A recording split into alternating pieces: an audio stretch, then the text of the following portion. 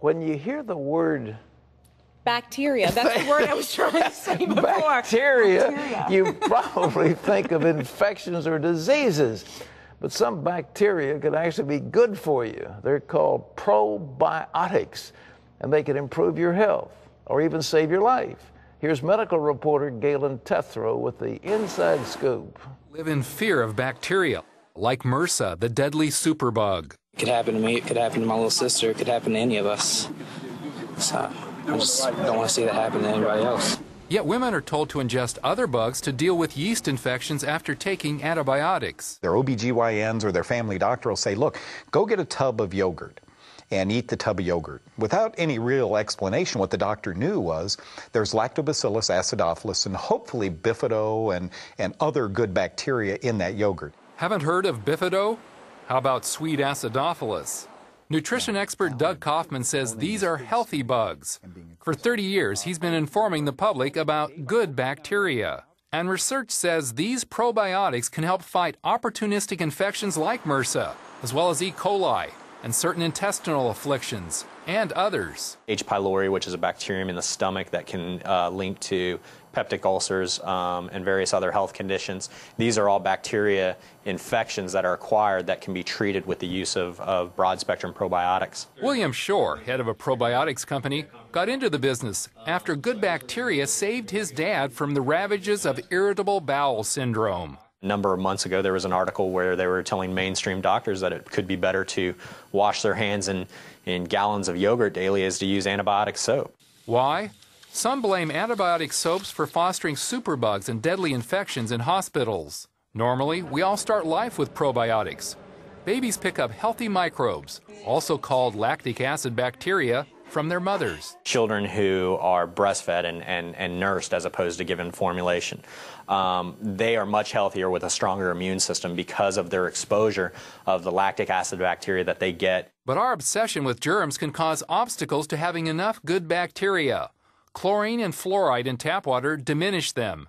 Antibiotics do destroy them. Anyone, in my humbled opinion, who has taken an antibiotic needs to follow up with a probiotic.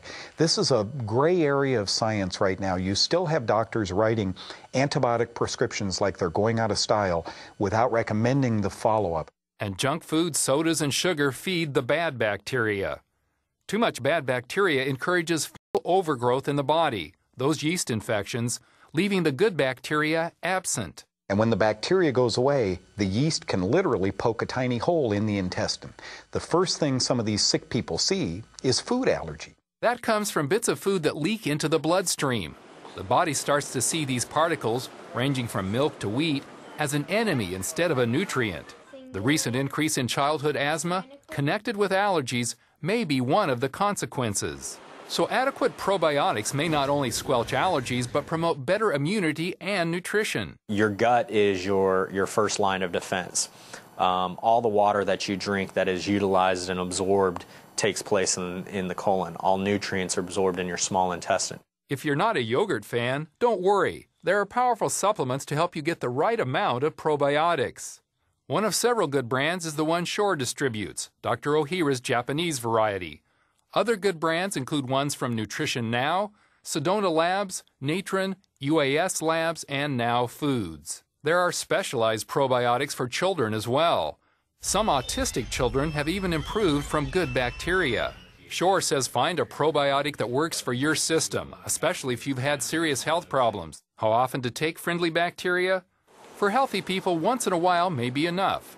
For those with compromised immune systems, it may be a constant requirement. If they're getting the intended results that they want, then it's not something that you have to take daily. You could take it frequently, once or twice a week or every other day, depending on your body's response, what your body is telling you. What your mind may be telling you is correct.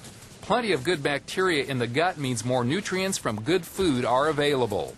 Having worked with so many people with so many different various forms of species of bacteria, what I've discovered is this is something in the future we will begin to look at like we do vitamins today. Gailon Totheroh, CBN News. Very good advice. And if you've been given some kind of antibiotic, and there many people are, you've got intestinal problems, you've got flu, you've got something, so they give you antibiotics. Yeah.